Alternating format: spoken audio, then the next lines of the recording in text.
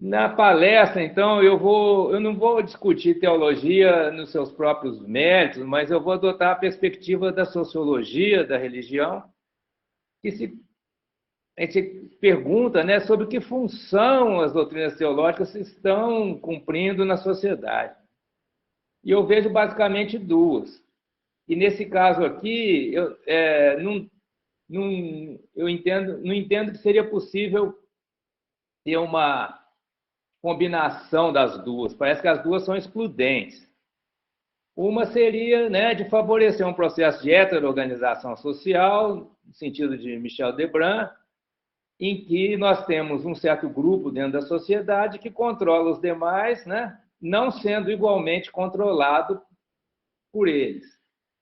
Então, se tem essa doutrina de um Deus transcendente, um Deus que preexiste ao próprio universo, ou à sociedade humana, que criou ou de alguma forma determinou o estado de coisas na sociedade e que, né, dentre os seus desígnios, né, ele estabeleceu que determinado grupo seria privilegiado, certo? Então, os privilégios dentro da sociedade, na questão do poder, da riqueza, do status social, seriam justificados por meio dos desígnios de um Deus que criou o mundo dessa maneira, né? Então, é a ordem das coisas, né, que advém da vontade de um Deus que preexistia ao mundo, né, ao universo, e que, por algum motivo que a gente não tem como desvendar, né, estabeleceu que um determinado grupo seria privilegiado, né, em termos de riqueza material, em termos de poder, de cultura, de prestígio, etc. Isso, então, justificaria a segmentação da sociedade entre um grupo favorecido e o restante da população que não seria, por algum motivo, não caiu nessas graças divinas.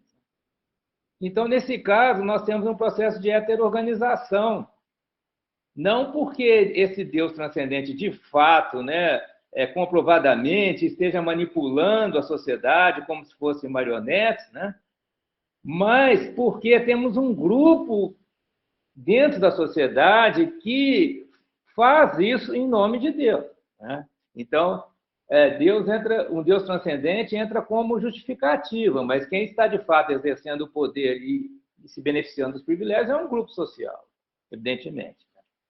No segundo caso, nós temos um conceito de Deus que não está preexistente e nem está externo à sociedade, mas é um Deus que se instancia de alguma maneira na própria sociedade e que está, de alguma maneira, presente em todas as pessoas. Então, é uma visão mais democrática, quer dizer, Deus está em todos igualmente, não tem um grupo privilegiado. Então, a expressão desse Deus que está em cada um de nós, essa expressão se identifica com a libertação das pessoas, né, de todas as amarras, né, da exploração econômica, opressão social, política, inclusive da alienação, né, que é uma amarra mental que impede as pessoas de reconhecer que, né, digamos assim, o poder, a potencialidade está nelas mesmas e não fora, no céu ou em algum lugar do universo ou fora do universo, né? Então, nessa abordagem, não existe uma justificativa de um privilégio de um determinado grupo, mas, pelo contrário, né, existe a proposta, né, ou a diretrizes de libertação das amarras para todas as pessoas igualmente.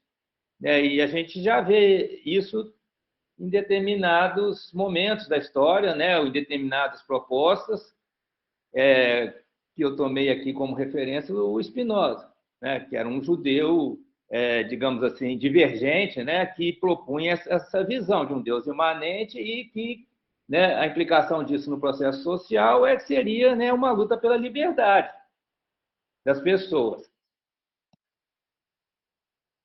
Bem, juntamente com essas duas posições básicas ou de propostas básicas, né, a gente também tem as filosofias da história, né?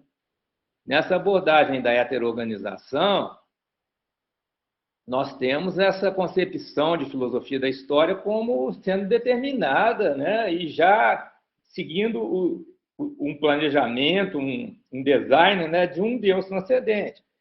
Então, como a gente tem Tomás de Aquino na teologia católica medieval, né? O mundo sai de Deus e retorna a Deus. Então, ele se cumpre um caminho na história, um caminho já pré-determinado. A gente pode optar entre ficar do lado, né, do bem, de ajudar esse caminho a se cumprir, ou ficar do lado do mal, que seria se contrapor, né, tentar uma autonomia da razão ou da emoção, contrariamente aos desígnios divinos. Então, quem fizer isso vai se dar mal, né? Na segunda filosofia, ou melhor, o outro tipo de filosofia da história, né? Essa filosofia em que a gente concebe que a história é determinada pelos próprios agentes, por nós mesmos. Nós fazemos a história, né? Agindo ou deixando de agir, nós estamos fazendo a história, né? E, então, nessa visão, o processo social, político, econômico, ele se faz por um processo de auto-organização que se expressa em alguma forma de democracia. E aqui eu lembro que nem toda democracia é a democracia representativa, né, que no mundo ocidental se tornou assim, um modelo, né, de sistema democrático. Nós temos também a democracia direta, que é aquela, por exemplo, na Revolução Francesa, o povo praticando a violência, né? É muito perigosa essa democracia, porque, como no caso aí do Robespierre, né, ele estava de um lado e, de repente, ele se viu do outro, né? Ou seja, se viu na guilhotina. E a extrema-direita, no Brasil, ela alega que está praticando uma democracia direta, né? Por exemplo, invadiu o Supremo Tribunal Federal, etc. Eles entendem que isso é democracia direta, é o povo se manifestando por ações. A democracia representativa, né, passa pelo parlamento, né, que é considerado um dos três poderes, né? Então o povo elege representantes que agem em seu nome e tem, né, periodicamente substituição, rotatividade desses representantes. Temos a democracia participativa, que seria aquela que tem instâncias, né, de comunicação e monitoramento, né, entre os governantes e o povo. E é bom lembrar também a democracia de comitês, né, que, segundo alguns observadores, como Elias Jabbour, é o que tem na China, né? O Partido Comunista tem instâncias democráticas em comitês, né, que começam no nível local, né, nas cidades, nível estadual, federal. Então, não é uma democracia representativa, mas é um tipo de democracia que permite a participação popular, né, na formação política e no exercício, né, na prática política. Então, existe uma certa meritocracia aí dentro dessa democracia de comitês, em que aquelas pessoas consideradas mais capazes vão ser eleitas para os comitês centrais, né, para os direções regionais, né, no país. E o modelo disso, como todos sabem, vem dos soviets, né, na Revolução Russa. Bem, aqui eu não vou discutir as doutrinas teológicas, mas eu vou distinguir três tipos, né? Essa distinção eu nunca vi ser feita dessa maneira, porque uma das categorias que eu vou usar, ela é, digamos, nova, porque é elaborada pelo grupo do Manuel Moreira da Silva, o grupo Catalog que eu participo, tá? Que é a filosofia da manência. Então, uma primeira distinção é aquelas teologias em que Deus é absoluto, né? Ele existe por si mesmo, né? Independentemente de qualquer fenômeno da natureza ou da sociedade. Ele cria um mundo externo a si, quer dizer, Deus não está no mundo criado, né? Ele tem uma finalidade nesse ato da criação, né? Aí nós temos as teorias criacionistas, o design inteligente, né? E dois outros tipos no qual o princípio determinante do processo social é endógeno. Aí nós vamos ter uma variedade de posições, desde da ideia de Deus é igual à natureza, né, de Spinoza, ou o panteísmo, né, alguns argumentos que... Então, são três tipos de teologia. Uma em que Deus é considerado com existência absoluta, ou seja, independente da natureza e da sociedade, né? Criou um mundo externo a si. Deus não está presente na criação, no mundo criado. E esse mundo tem uma finalidade, né? E duas outras, no qual o princípio determinante do processo social é endógeno. E igualmente presente em todas as pessoas, sendo que Deus ele é representado simbolicamente, né? Então, nessas outras duas, que eu vou detalhar em seguida, Deus não está nos céus, exteriormente, a natureza, né? Inclusive, essa visão de que Deus está no céu é pré-moderna, né? Porque essa distinção entre mundo sublunar e mundo dos planetas espiritual é aristotélica ainda, né? Nessa outra visão, aí eu vou fazer uma diferenciação entre filosofias da imanência e da manência, né? Mas a ideia é que Deus se instancia, né, na sociedade humana, né, como aí também mencionou a questão do Espírito Santo, né, na Santíssima Trindade Católica seria o conceito de Espírito Santo, né, que você tem a instanciação de Deus quando as pessoas estão juntas e estão rezando, né, estão unindo suas vontades por como em torno de um certo objetivo, de certo desejo. Então, Deus é o referencial daquilo que é desejado, uma vida saudável, uma sociedade justa, e do meio para se atingir esse estado, né? Através do amor, né? Essa ideia do ágape, da religação com a natureza, seria um tipo de um amor estendido à natureza, não só um amor interno à sociedade humana, né? Então, aqui eu vou fazer essa distinção, que eu disse que é relativamente nova, porque a filosofia da manência é um ramo da filosofia que a gente está desenvolvendo no Brasil, no grupo Catalog. Na transcendência, Deus tem existência absoluta, o mundo externo a si, atribuindo uma finalidade. Já é a terceira vez que eu falo isso, né? No imanentismo de Spinoza, Deus está na natureza, sendo causa e efeito de si mesmo, né? Natureza naturante e naturada. Então, o Spinoza pensa em termos causais, que é um modo de pensar da ciência moderna, né? Que tem suas raízes na teoria das quatro causas de Aristóteles, mas, como a gente sabe, a ciência moderna fez uma limitação do conceito de causalidade mais para a causa material e eficiente. De alguma maneira, Deus preexiste em nós, né? Então, não seria correto em Spinoza, possivelmente, dizer, como em Feuerbach, que nós criamos Deus, né? Que a consciência cria Deus. Não, Deus, de alguma forma, existe em nós como causa. Deus causa o nosso comportamento religioso.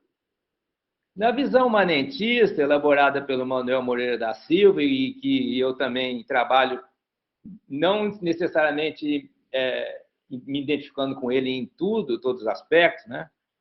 Mas ela parte também de Aristóteles e de Próclus, né, o filósofo neoplatônico.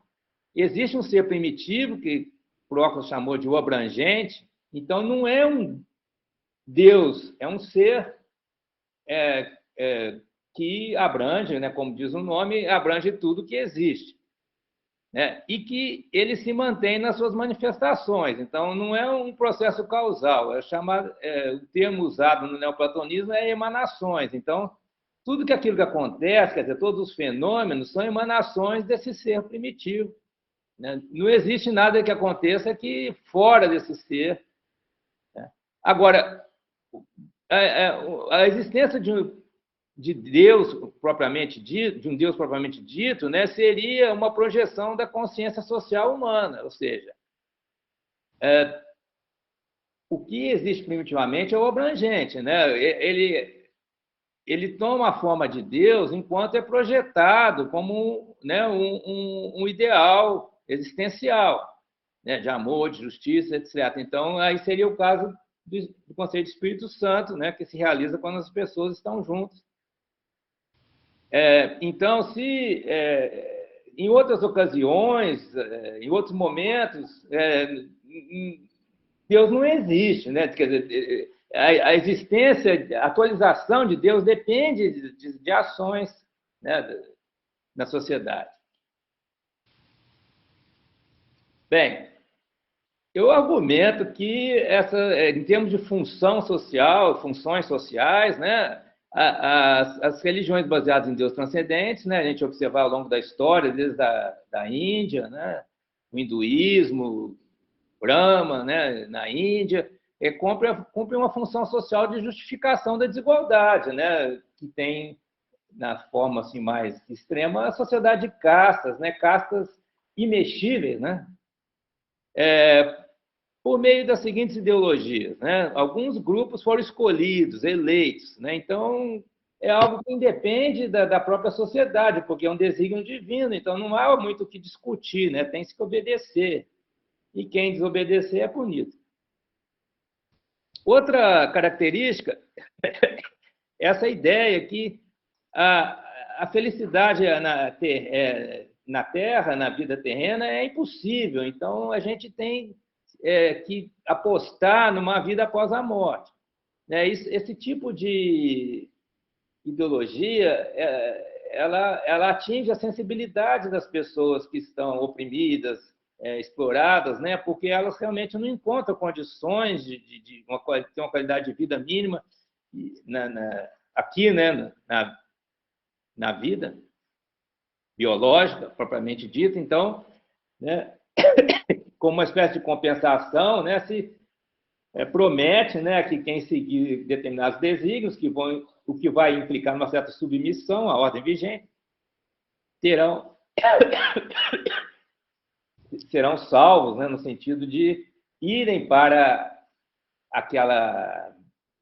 ter acesso àquela vida pós-morte que vai ser entre os escolhidos, né, que serão recompensados de alguma maneira.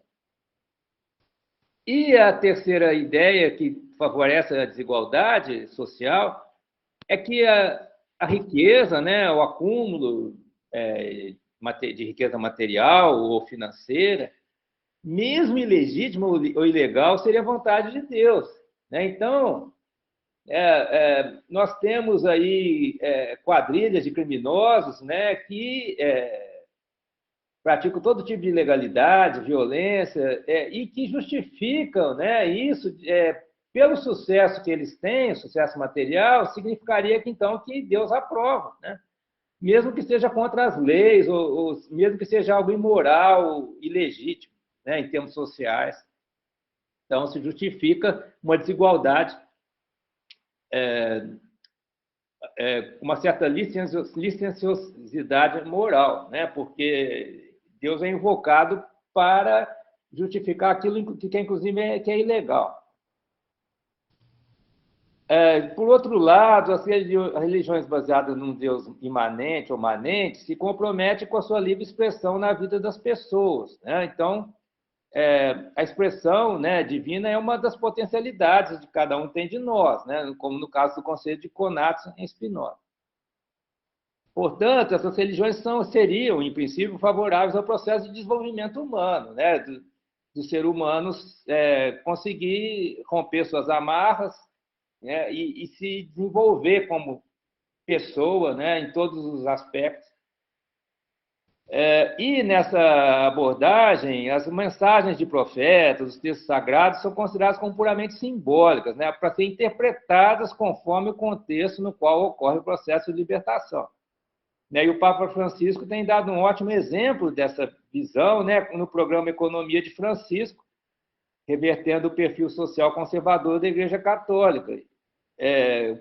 Ou seja, no contexto atual da economia, o que, né, como se seria a manifestação desse princípio, né, na sociedade, né? Seria uma economia fraterna, justa, né, solidária, inclusive sustentável, né, com a questão do relacionamento com a natureza, inclusive, a ser levado em conta. Né? Agora, um pouquinho sobre as filosofias e teologia da libertação na América Latina. Algumas décadas se forjaram na América Latina doutrinas cristãs de libertação que foram reprimidas. Né? Tem o caso do bispo Dom Carlos, aqui de Botucatu, que eu vou pedir para o Sérgio Nunes comentar, que ele conhece muito melhor do que eu, né? Que ele seria um precursor da teologia da libertação. Essas doutrinas, implicitamente, né? Pelo menos implicitamente, negavam a existência de um Deus transcendente e apontavam para um Deus manente que se realizaria nas comunidades populares, nas comunidades de paz, quer dizer, Deus se faria presente ali, naquela união das pessoas. Eu conheci um pouco mais o Padre Vaz, né, que foi meu professor lá no FMG, e ele tinha uma interpretação da filosofia hegeliana que, de certa maneira, colocava o papel de Deus assim bem no fundo mesmo. Né?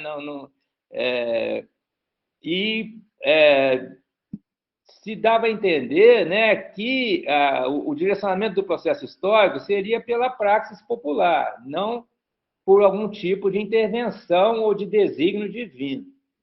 Um outro exemplo bastante popular na América Latina é a filosofia da libertação de Dussel, que de alguma maneira se funde com o movimento de decolonização, né? Concebe o processo de libertação como uma luta dos povos colonizados contra o etnocentrismo dos colonizadores. Não é propriamente uma teologia, mas uma filosofia que a gente discute mais. Desde que eu comecei a trabalhar com filosofia da mente, teoria da consciência, eu tenho sido abordado por um número grande de pessoas, né, que tentam vender ou expressar uma visão da consciência humana ou da consciência biológica, né, de outras espécies animais, ou até a sentiência das plantas, com tudo isso como sendo dependente de um Deus, em última análise, né, que eles chamam de consciência universal, seria um Deus que preexiste tudo e que, então, a consciência seria uma manifestação, né, de Deus, em última análise. Né?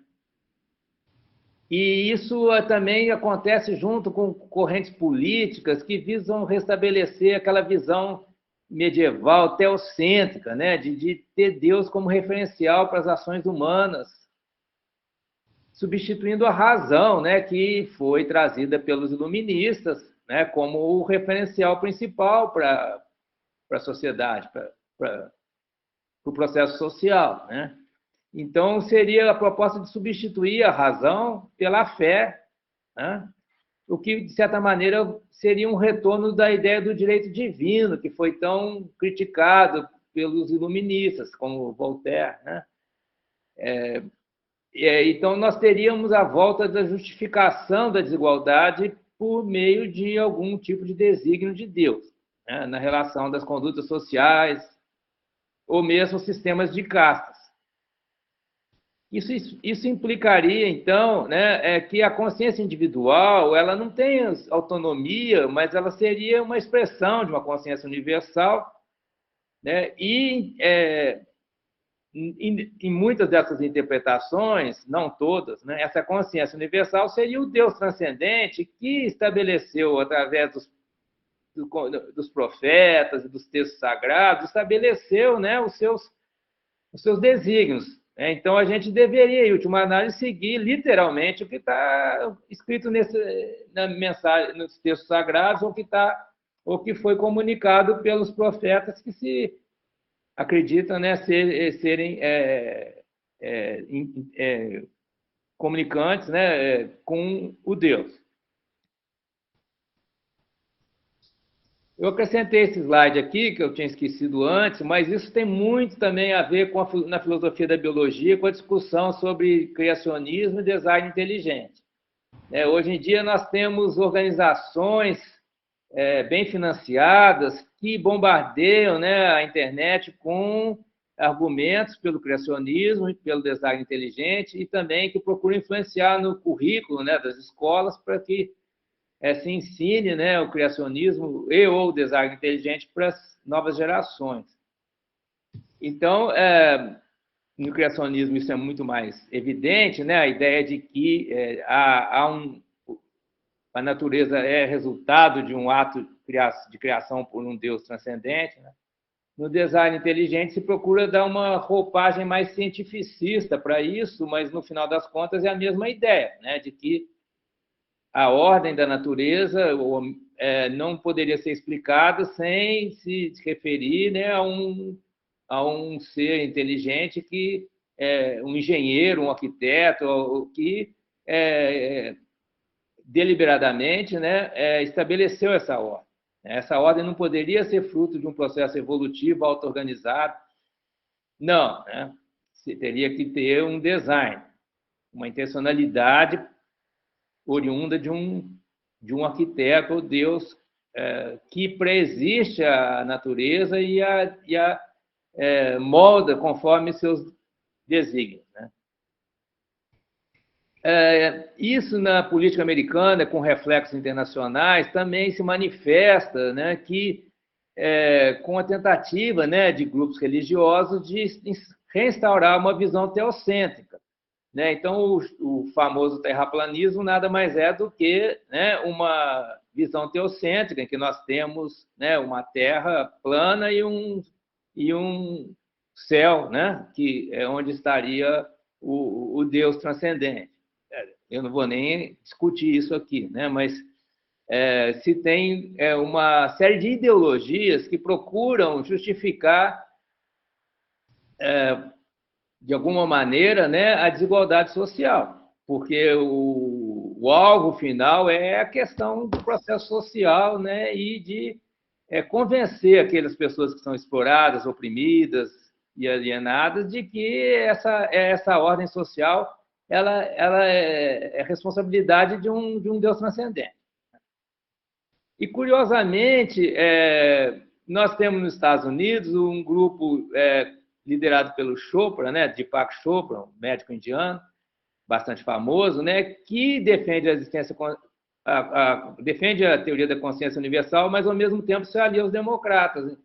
Né? Isso mostra que os democratas americanos também, de certa maneira, são coniventes com a questão da desigualdade, né? Porque os vínculos são indiretos aí, né? Mas a ideia da consciência universal ela implica uma certa, né, falta de autonomia dos agentes sociais. Né? E a gente vê uma reação a isso na juventude, né? A juventude que está sem perspectivas, né, de ocupação, de perspectiva de vida, né? Ela tende a aderir a pautas mais transformadoras na questão de gênero, de questão, né, étnica, etc. Né? E, em alguns casos, inclusive, a gente assiste a um renascimento, né, do socialismo, né, dessa juventude dos países desenvolvidos, né? Mas eles encontram uma forma de exprimir isso na defesa do ateísmo, né? A gente já vê isso bastante na internet, né? A ideia lá do Richard Dawkins, né? Do gênio egoísta e, né? Um biologicismo, etc., né? Um ateísmo militante, mas isso, ao meu ver, não é adequado porque desconsidera a importância sociológica da religião, né? Não é um caso de negar totalmente o papel, né, da teologia no processo social, porque a maioria das pessoas reconhece e é influenciada pela religião e pelo tipo de teologia que se adota. Então, simplesmente... Queria colocar outra questão. Eu acredito que a discussão sobre transcendência, o Deus transcendente ou manente ou imanente, Eu acredito que seja, do ponto de vista prático, uma falsa questão.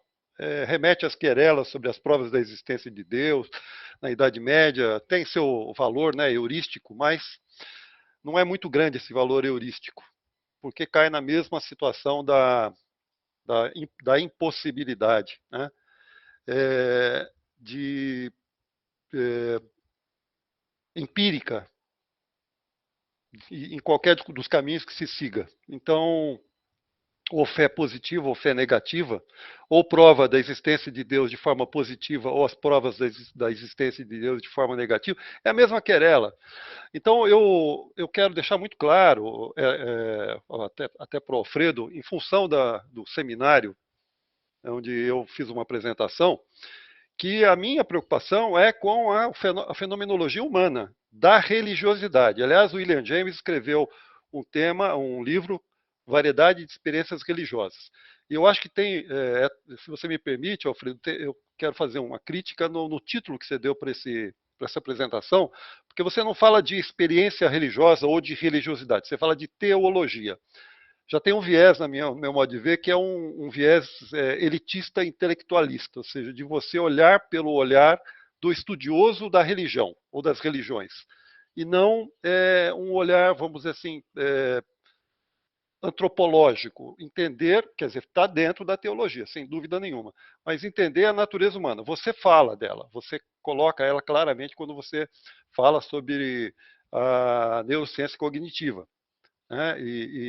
E a questão do dualismo, do monismo e assim por diante. Mas a minha colocação, e isso que eu queria que você comentasse também, Alfredo, e as outras pessoas também, é que o ser humano, ele é um ser religioso. De uma maneira ou de outra, ele expressa uma tendência à religiosidade, por exemplo, na busca do conhecimento, que é um instinto epistemofílico do Nietzsche, né, que o Nietzsche coloca. O instinto epistemofílico, quer dizer, quando se coloca a questão da existência ou não de Deus, que é a questão da religiosidade do ponto de vista fenomenológico, o que está colocado é a necessidade de buscar respostas. Mesmo que essas respostas não sejam passíveis de serem encontradas, elas têm um valor heurístico, que remete à especulação, atitude especulativa.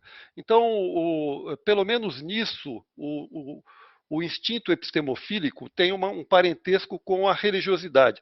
Em pessoas que têm maior estofo, que têm maior background, conhecimento, cultura, elas refletem isso do ponto de vista metafísico. Mas as pessoas mais simples, elas possuem o mesmo instinto epistemofílico. Elas possuem a mesma natureza. Elas são seres axiais, polares. Elas olham para cima, elas olham para as estrelas. Elas são pessoas que sabem que vão morrer, sabem que são seres para a morte. Diferente dos animais, são abertas ontologicamente. O instinto não diz para essas pessoas, por mais simples do ponto de vista cultural que elas sejam, cultural e econômico, alguma coisa que dê sentido à vida delas. E elas buscam respostas. E na medida que elas não têm condições de ter respostas filosóficas, metafísicas, elas, evidentemente, expressam isso do ponto de vista de religiosidade. Essa característica humana é captada. Os pastores neopentecostais aí, que estimulam via teologia da prosperidade, assim por diante, são os lobos em pele de cordeiro, eles sabem disso melhor do que nós, melhor do que as pessoas que estão na universidade, refletindo do ponto de vista teológico, porque eles estão trabalhando antropologicamente, eles estão trabalhando com as pessoas lá na ponta. Elas conhecem as pessoas diferentemente de nós, diferente das pessoas que estão dentro da universidade. Eu me coloco um pouco mais tranquilo nisso, porque eu atendo pessoas, eu lido o tempo todo com pessoas. Eu tenho formação em logoterapia, psicoterapia, que é a terapia, a escola de Viktor Frankl. E o Viktor Frankl diz que o ser humano é um ser que busca sentido para a vida. E quando ele não tem, mesmo que ele não saiba disso, e se ele não tiver a percepção de que o que lhe falta é sentido para a vida, ele vai sofrer, vai padecer de uma forma ou de outra. Essas pessoas que estão aí, no cotidiano, sofrendo, passando fome e tendo que resolver no seu cotidiano, expressam isso do ponto de vista de sentimento religioso. E esse sentimento religioso precisa ser compreendido, porque nenhuma discussão ideológica consequente vai levar a resultados adequados, alguma coisa em relação a isso. Enid, eu acho que é muito oportuno as suas colocações, né? Inclusive porque o assunto demanda essa discussão, né? Essa discussão é necessária. Eu continuo discordando de você, né? E eu acho que a gente pode tentar entender melhor o motivo da discórdia. Eu vou começar te dando um exemplo. No futebol, não sei se você já reparou, o jogador faz um gol, vai comemorar, aí ele aponta o dedo para cima, para o céu, né? O que isso significa? Significa que um certo conceito teológico está muito arraigado na prática e na mente das pessoas, né? É a ideia de um Deus lá no céu. Por que o jogador não aponta para ele mesmo? Por que ele não. Né? Ele fez o gol, ele tem o mérito. Não, ele aponta para Deus, foi Deus, certo? Então, se a gente não entrar na discussão do conceito de Deus, a gente não vai entender essa prática. Né? Na verdade, Alfredo, só hoje em dia eles estão apontando para si mesmos, dizendo não e apontando para cima. Né? Tem esse detalhe, né? Pois é, então isso não é uma coisa. Isso não é uma coisa acadêmica, isso aí é algo que está aí na mente do povão, certo? E como é que isso chegou na mente do povão? Isso é da natureza humana, de ser religioso? Não, as pessoas têm um sentimento, mas tem um direcionamento cognitivo desse sentimento. Né? E enquanto as pessoas direcionarem o seu sentimento dessa maneira, vai ser muito difícil a gente ter uma sociedade mais justa. Uma sociedade, né, com justiça social, com redução da desigualdade. Porque as pessoas elas se consideram marionetes de Deus, marionetes divinas, de um Deus transcendente. Né? Não sei se vocês conhecem a história do Tom Freeman, que era um bispo da igreja anglicana, que ele escreveu um livro chamado Deus em Nós. Né? Um livro muito legal, que eu até comprei e li, e conversei com ele. Ele era o editor do Journal of Consciousness Studies.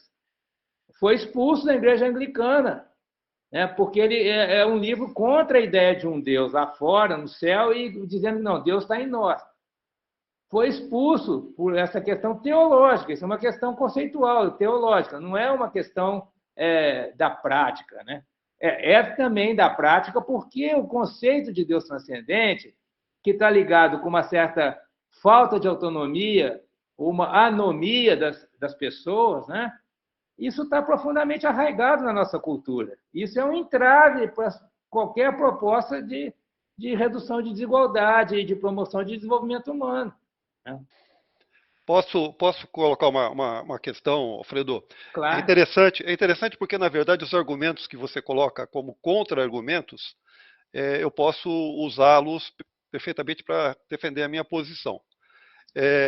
De que é algo, sim, é algo evidentemente cultural. Esse fenômeno do agradecer, né? O agradecer e apontar para o alto, do ponto de vista semiótica da linguagem visual, existe o aspecto de associar o alto, né? Você sabe muito bem, um grande nome da ciência cognitiva norte-americano, que você me recomendou, faz uma análise, né, muito clara sobre essa semiótica da questão do posicionamento do corpo, né? O corpo apontando para essa axialidade, apontando para cima. Então, mas eu queria citar um outro exemplo do ponto de vista sociológico. Você citou a Coreia do Sul. A Coreia do Sul é um exemplo, é um grande laboratório que a gente deve olhar com muito cuidado, a Coreia do Sul. Por quê? Porque a Coreia do Sul foi um fenômeno do ponto de vista de desenvolvimento impressionante nos últimos 20 anos. A Coreia se desenvolveu, talvez seja um país que se desenvolveu mais rapidamente em toda a história ocidental, talvez tenha sido a Coreia do Sul. E observe o seguinte, a Coreia do Norte é um país arreligioso. A Coreia do Norte não existe uma religião. Existe alguma coisa na Coreia do Norte talvez de budismo, mas é muito não importante do ponto de vista social a religião na Coreia do Norte. No entanto, pelas razões que a gente conhece, né? Na Coreia do Sul, cerca de 60% da população da Coreia do Sul, se eu não me engano, é cristã, sendo que desse percentual é impressionante, porque é um país asiático. Desse aspecto tem um grande percentual de católicos e um crescente número de evangélicos, que vem apresentando um crescimento enorme na Coreia do Sul. Então, o que eu estou querendo dizer é o seguinte: essa é uma característica, não é sociológica, não é apenas sociológica, é lógico que é sociológica. Não é uma questão do ponto de vista cultural, incutido na cabeça das pessoas. Sim, é incutido, mas há um substrato, há uma natureza que precisa ser preenchida. E esse sentimento religioso, William James tem todo um livro, uma obra sobre ele, tantos outros, né? E eu cito aí o exemplo dos teutônicos, né? Os alemães, o idealismo, todos eles estavam mergulhados na igreja, todos eles, Kant, Hegel, todos eles se envolveram com essa questão. Aí você vai falar que é por conta da imposição política da igreja na ocasião. A gente sabe que não. A gente sabe que depois da reforma protestante, a Alemanha foi um celeiro de criação no campo da filosofia, né? Hegel, né, que a gente está falando de todos os outros, na verdade beberam na fonte da religiosidade daquele povo pessimista, onde o destino era trágico, né? O destino era a perdição, né? O inferno versus a salvação. Esse tipo de situação foi heuristicamente extremamente produtivo. Então nós não podemos simplesmente olhar o fenômeno da religiosidade, nem das religiões, como algo, olha, vamos descartar porque é possível de ser descartado, porque é nefasto para a humanidade. Isso eu vejo como uma forma de simplificar aquilo que a gente não consegue lidar bem. A gente não consegue lidar bem com isso, então vamos deixar de lado. Ou vamos tratar ideologicamente como algo nefasto que deva ser eliminado. Bom, lá na União Soviética, a gente sabe no que deu esse tipo de atitude, a gente sabe exatamente no que deu. Depois eu passo a palavra para você, tá bom? Tá bom. Bem, em nenhum momento da minha apresentação eu propus uma perspectiva ateísta, certo? Eu discordo. Eu acho que Deus existe, evidentemente que Deus existe como fenômeno social, porque a maioria das pessoas acredita nele e age de acordo, né? E constroem igrejas e rezam e usam a religião como rede social. Então, Deus existe na prática, assim, não tem a menor dúvida que Deus existe na prática. A questão é como que se vai interpretar a natureza o conceito de Deus, né? Por isso que eu fiz esse seminário. Agora, eu queria lembrar algo que eu não disse no seminário, mas que é muito importante, é que esse conflito entre, né, um Deus transcendente ligado à justificação da desigualdade e um Deus manente ou imanente que está ligado ao processo de auto-organização popular, isso começou justamente na Índia, no conflito do hinduísmo com o budismo. O Buda negou um Deus transcendente, certo? E aí nós temos o budismo de Nagarjuna, que foi levado para a China e que prosperou, né? Então, nessa abordagem, se tem uma visão extremamente cética sobre um Deus transcendente.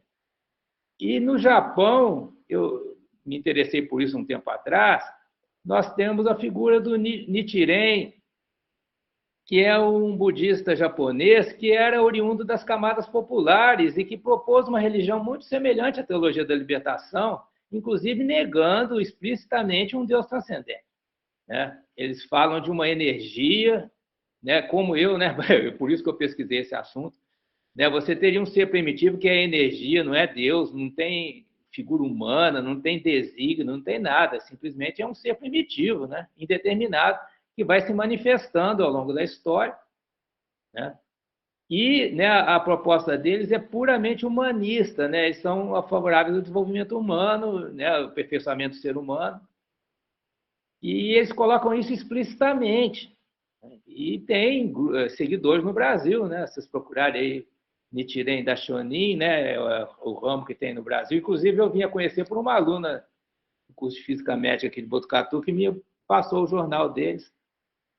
E eu tomei contato, né? Então, isso mostra que é perfeitamente possível haver uma religião que tem um conceito de Deus manente, não transcendente, né? E aí muda tudo na prática social, porque se Deus está em nós, nós temos que promover as pessoas, né? Não explorar as pessoas para ficar rico, mas promover as pessoas, né? Quer dizer, o amor ao próximo, como também consta, né, em partes aí do cristianismo, se torna o meio da gente exercer a religião, certo? Então, eu acho que isso muda muito na prática social.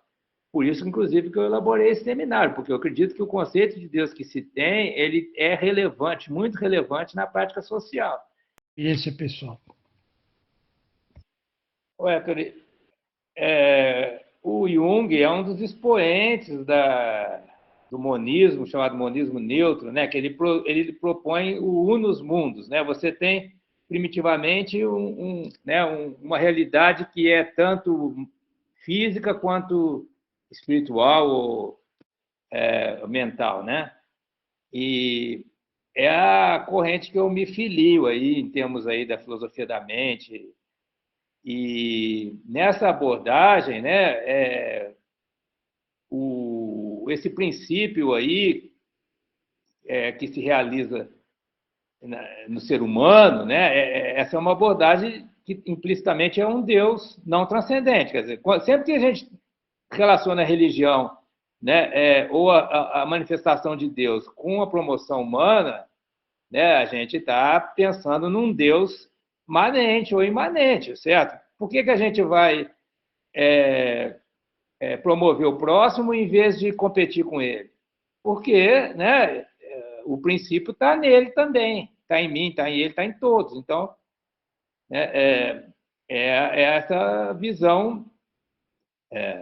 O Jung está, né, dentro dessa visão aí, né, que eu procurei identificar e que se contrapõe à ideia de um Deus transcendente.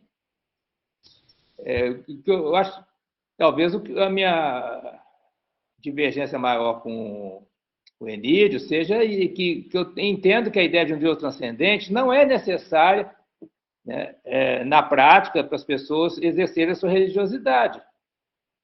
Mas é uma ideia que interessa aos grupos poderosos, né, aos dominadores, né, porque eles usam um Deus transcendente para justificar a desigualdade social. Agora, aqueles que lutam contra a desigualdade social, implicitamente estão considerando que Deus está em nós, está em mim, está né, na pessoa sem teto aí que eu encontro na rua, está né, na pessoa sem terra lá que está no MST, tá, né? Eu vejo todas essas pessoas como irmãos, né? Como eu, né? Igualdade, né? De direitos como eu, não são. Não existe. Real das pessoas do ponto de vista individual, não só social, né? Mas é muito difícil também separar o individual do social, né? As coisas realmente estão unidas, né? Mas, por exemplo, o fenômeno da solidão é fundamental à religiosidade para que a pessoa sobreviva do ponto de vista psíquico, né? E o que você está falando, Alfredo, eu não discordo. Eu também me filio como uma visão monismo neutro. Eu também. Eu apenas acho que atribuir, eu acredito, concordo com você que o uso de má fé, do poder, de manipular as pessoas através da visão de um Deus transcendente, onde a Terra é o inferno, onde aqui as pessoas são punidas, e é uma espécie de karma, né? Que torna as pessoas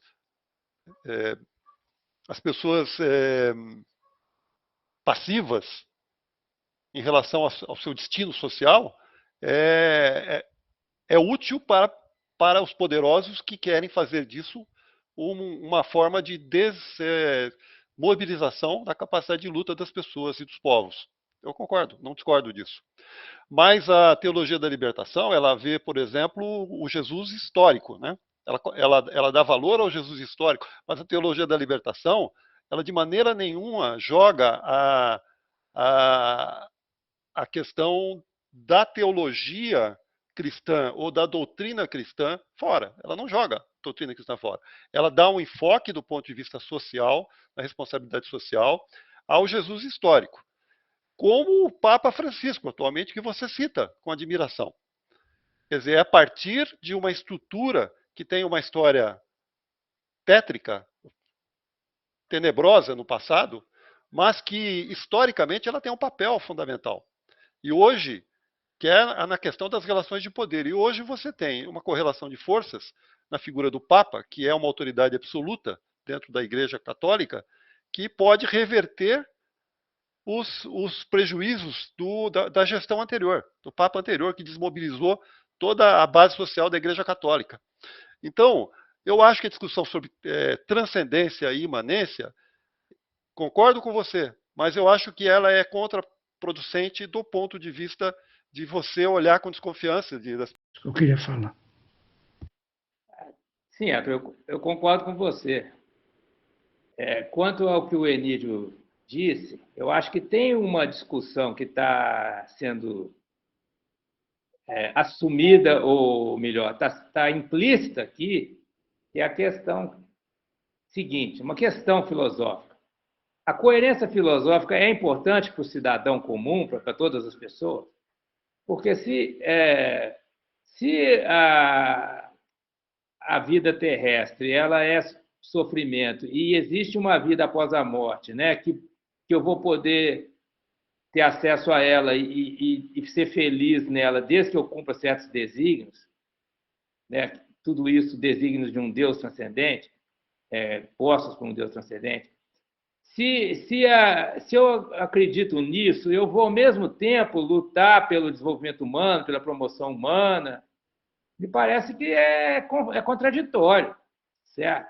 Quer dizer, não é preciso para o cidadão comum ter uma coerência. Quer dizer, se ele acredita num Deus transcendente, numa vida após a morte, né, acredita nos 10 mandamentos, acredita literalmente no Antigo Testamento do cristão, né? Ele, ao mesmo tempo, vai se dedicar à promoção humana, né? a propostas de aperfeiçoamento da democracia, né? O poder do povo, pelo povo, para o povo.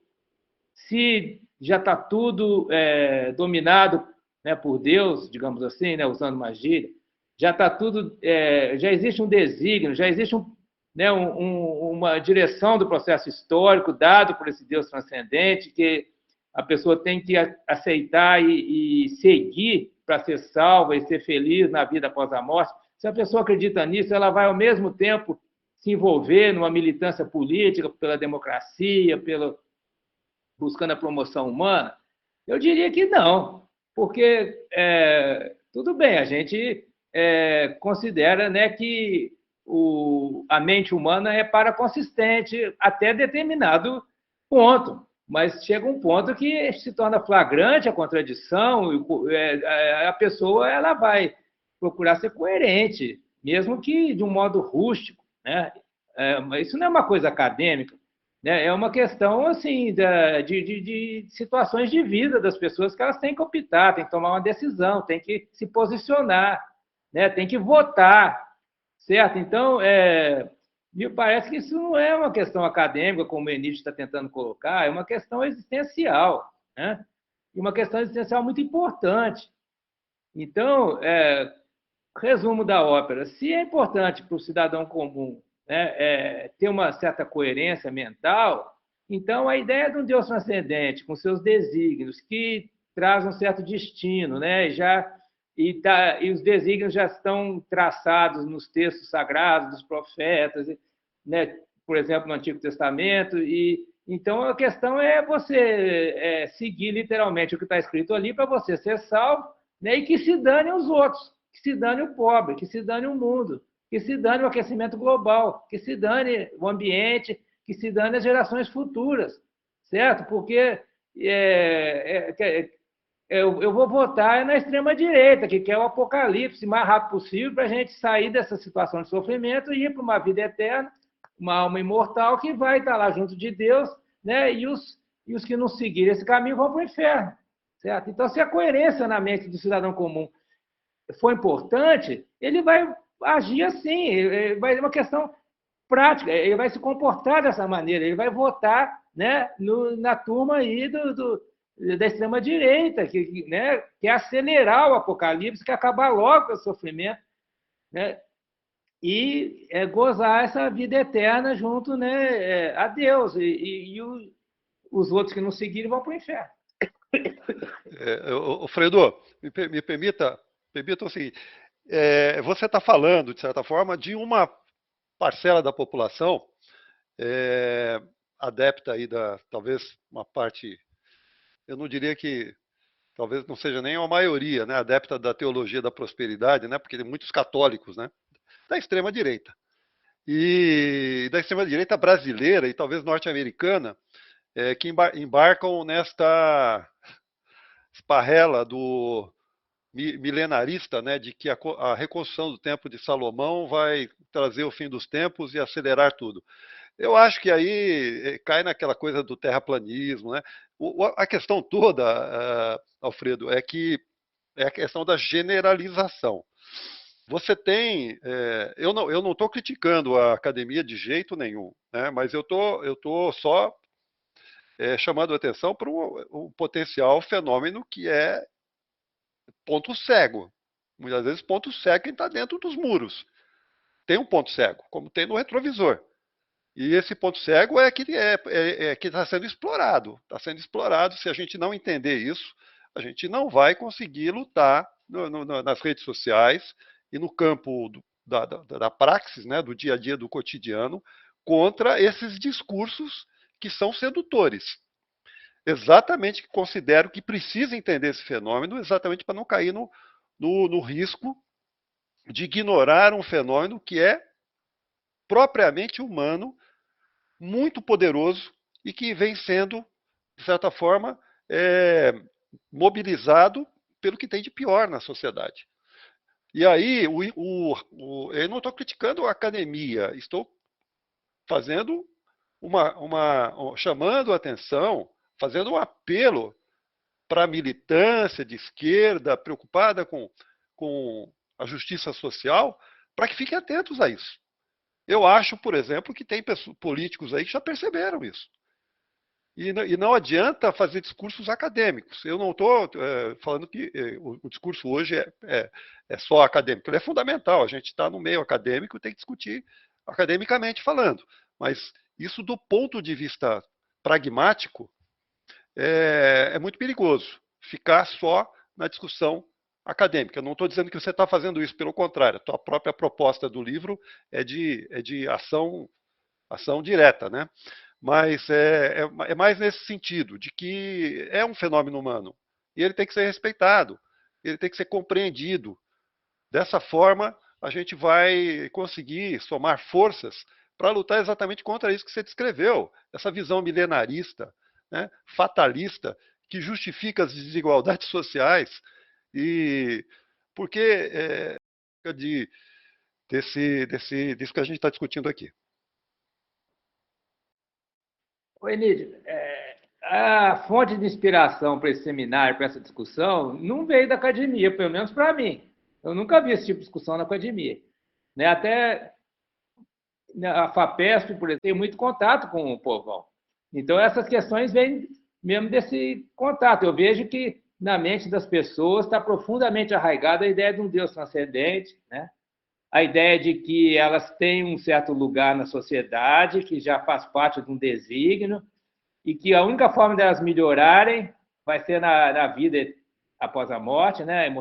Numa vida da alma imortal, se elas seguirem os preceitos, né, da religião que elas frequentam. E essa religião que elas frequentam, ela invariavelmente está, né, ligada a políticos que atuam no interesse dos grandes grupos, do grande capital, que tem interesse na desigualdade. Então, isso aí eu vejo do dia a dia mesmo, da minha prática social, não tem nada a ver com a academia. O que eu estou trazendo da academia aqui é essa discussão que eu coloquei na intervenção anterior, né, que é assim, como é que é possível alguém que pensa dessa maneira se engajar num projeto de justiça social ou de democracia, o que seja? Eu não tenho uma resposta para isso, eu acho muito difícil. Não vai adiantar discutir esse assunto com essas pessoas, elas não vão mudar, né? Obviamente. É um problema que eu vejo, e que a direita, não só a extrema-direita, a direita em geral, até o centro, usa essa concepção de Deus que está enraizada na mente das pessoas, né, para justificar o status quo e evitar que essas pessoas mudem o seu comportamento dentro da sociedade, né? Que elas protestem, que elas se organizem, que elas alterem, né, a economia, ou a política, ou até a cultura, ou a educação, que seja.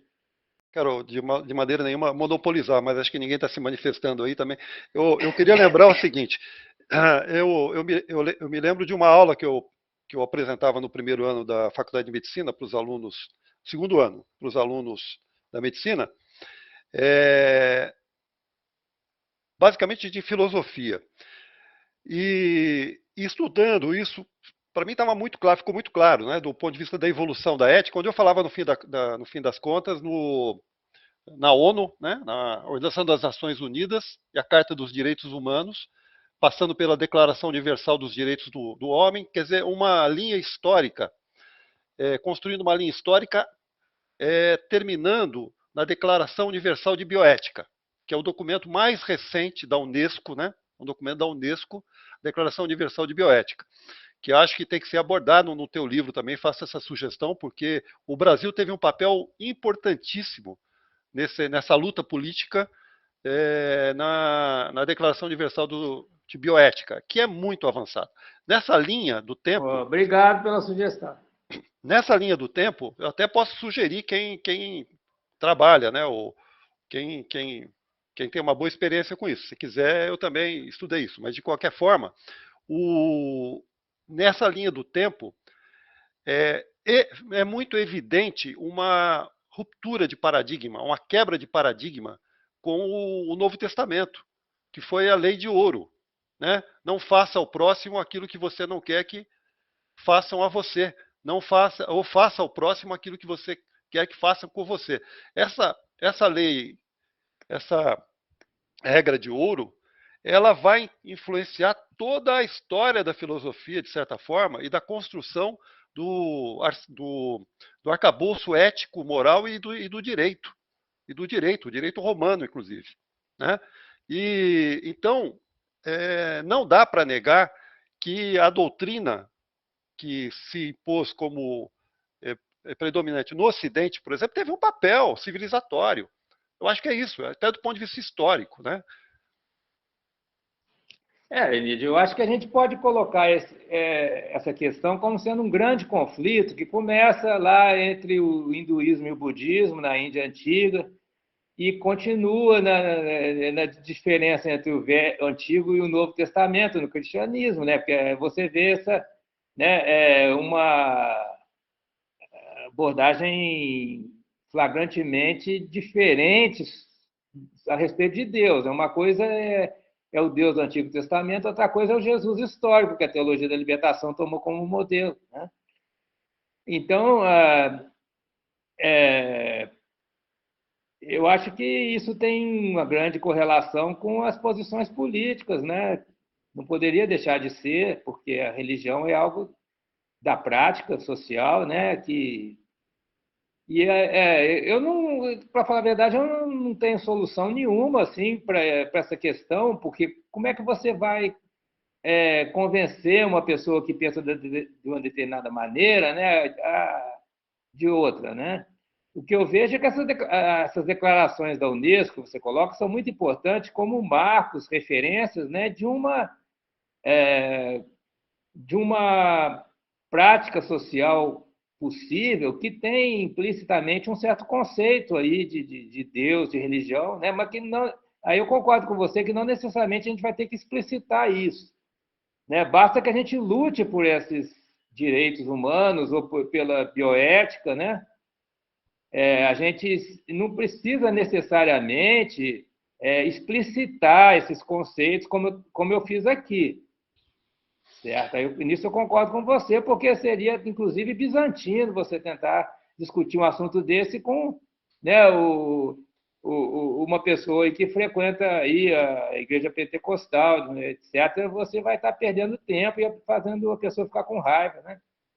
Só lembrando uma coisa, a Declaração Universal de Bioética, ela nasceu de uma luta política tremenda dentro da ONU. Tremenda, onde os americanos, por exemplo, os norte-americanos, usaram todo o poder político que eles tinham para sabotar a Declaração Universal de Bioética, por conta de interesses econômicos monumentais envolvidos na declaração. E a declaração, aí curioso, tem a ver com essa apresentação de hoje, está coerente com o que a gente está discutindo aqui, é que a definição de saúde da Declaração Universal de Bioética, ela inclui a dimensão espiritual. É interessante, biopsicossocial e espiritual. É a primeira declaração universal, quer dizer, da ONU, né? É um organismo da ONU, a Unesco, onde os americanos não têm o poder absoluto, né?